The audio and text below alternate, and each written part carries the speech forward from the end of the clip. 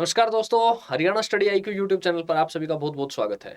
और आज एक बहुत ही ज़रूरी खबर कि जैसा कि आपको पता है कि हरियाणा एक कृषि प्रधान राज्य है। और कृषि प्रधान राज्य है तो हरियाणा की जो मुख्य ताकत है वो हरियाणा की किसान है, वो हरियाणा की ज़मीन है। यदि हम बात करते हैं कि जो किसान है उसको आप देखते हैं कि हमेशा ही एक ऐसा वर्ग है जिसको हमेशा ही समस्याओं का सामना करना पड़ता है। और मतलब यदि मैं व्यक्तिगत तौर पे बताऊं और आपने व्यवहारिक तौर पे देखा होगा कि किसान जो होता है ये एक ऐसा व्यवसाय है जो खेती है कि किसान कभी अपने बच्चे को ये नहीं कहता कि बेटा तू भी किसानी करना।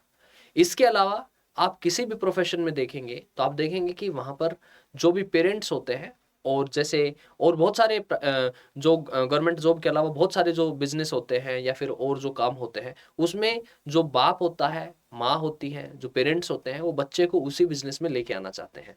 परंतु खेती में कोई भी बाप अपने बेटे को नहीं लेके जाना चाहता। इसका मतलब क्या है? इसका मतलब ये है कि जो हमारा अन्नदाता है, जो हमारा किसान है, कहीं ना कहीं उसके साथ किसी न किसी लेवल पे चीज़ें ठीक नहीं है। तो ज़रूरत है उन सब चीज़ों को सुधारने की।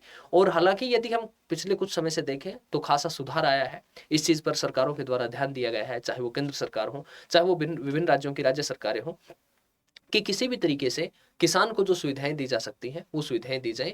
उसकी जो फसल है उसको सही समय पे खरीद हो सके, उसके फसल की सही समय पे खरीद होने के साथ साथ उसकी जो फसल है उसका सही मूल्य उसको मिल सके। इसके अलावा यदि आप देखते हैं तो जब कोई कंपनी किसी प्रोडक्ट को तैयार करती है तो कंपनी हमेशा क्या करती है कि उस प्रोडक्ट पर लेबल करती है कि इसका एमआरपी इतना होगा। लेकिन किसान जो खेत में काम करता है, फसल काटता है, ठीक है, धूप में, गर्मी में, सर्दी में, और उसके बाद जब उसकी फसल तैयार होती है तो उसका मूल्य जो है वो निर्धारित नहीं कर सकता। उसका मूल्य सरकारों के द्वारा निर्धारित किया जाता है। और आप देख सकते हैं किस तरीके से प्राइवेटाइजेशन चल रहा है। ये शायद मुझे आप लोगों को बताने की जरूरत नहीं है, आप लोग मेरे से बेहतर जानते हैं। परंतु अभी आपको पता है कि जो फसलें हैं, जो रबी के मौसम में फसलें बोई जाती थी, ठीक है, नवंबर के महीने में बोई जाती हैं, अप्रैल मई में उनकी कटाई होती है, तो उनकी खरीद का जो समय है वो खरीद का समय चला हुआ है। उस खरीद के समय में अभी हरियाणा राज्य सरकार की तरफ से जो है वो कुछ एक तरीके से एक सूचना जारी की गई। और इस सूचना में ये कहा गया कि आप देख सकते हैं कि जो सूरजमुखी की फसल है उस सूरजमुखी की फसल की खरीदारी का समय और बढ़ा दिया गया है। तो हरियाणा के जो किसान हैं उनको राहत है और 3 जुलाई तक इस फसल की खरीद की अवधि जो है वो बढ़ा दी गई है। तो हरियाणा सरकार ने सूरजमुखी उत्पादक किसानों को बड़ी राहत दी है और इस फसल की खरीद की अवधि 3 दिन और बढ़ा दी है। अब यह प्रक्रिया जो है ये 3 जुलाई तक चलेगी। सरकार के इस फैसले से उन किसानों को विशेष राहत मिलेगी जिनकी फसल जून माह में हुई बारिश के कारण देर से कट पाई। कि जून के महीने में बारिश हुई जिसकी वजह से आपको पता है जो सूरजमुखी की फसल है उसको सूखे मौसम में काटा जाता है, तो कटाई जो है वो देरी से हुई और उसके कारण वो समय पर मंडियों में नहीं पहुंच सकी। तो खाद्य नागरिक आपूर्ति और उपभोक्ता मामले विभाग के प्रवक्ता ने बताया समय पर फसल नहीं बेच पाने के कारण किसानों को आर्थिक नुकसान का खतरा था और ऐसे में राज्य सरकार ने किसानों के हितों को प्राथमिकता दी और यह निर्णय लिया ताकि वे न्यूनतम समर्थन मूल्य पर अपनी उपज को बेच सके, ताकि वो एमएसपी पर अपनी जो फसल है, मिनिमम सपोर्ट प्राइस जो होता है, उस पर अपनी फसल को बेच सके।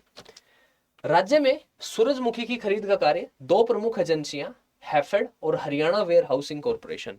तो हरियाणा में मुख्य रूप से सूरजमुखी की खरीद का कार्य दो ही एजेंसियां करती हैं, एक हैफेड करता है और हरियाणा वेयर हाउसिंग कॉर्पोरेशन करता है।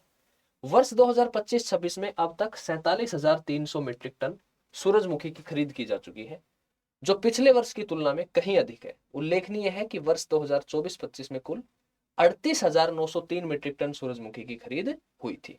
तो इसका मतलब यह है कि अब जो फसल है, इस बार जो सूरजमुखी की फसल है उसका उत्पादन खासा बढ़ा है।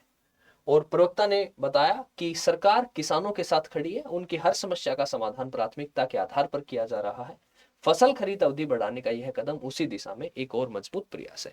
तो मैंने आपको बताया कि कृषि जो है, खेती जो है, ये एक ऐसा व्यवसाय है कि जिस व्यवसाय में लोग अपने बच्चे को नहीं लेके आना चाहते हैं, जो किसान है वो, ठीक है। और मैं अगर हरियाणा की बात करूं खास तौर पे, तो हरियाणा में एक ही चीज है, सरकारी नौकरी।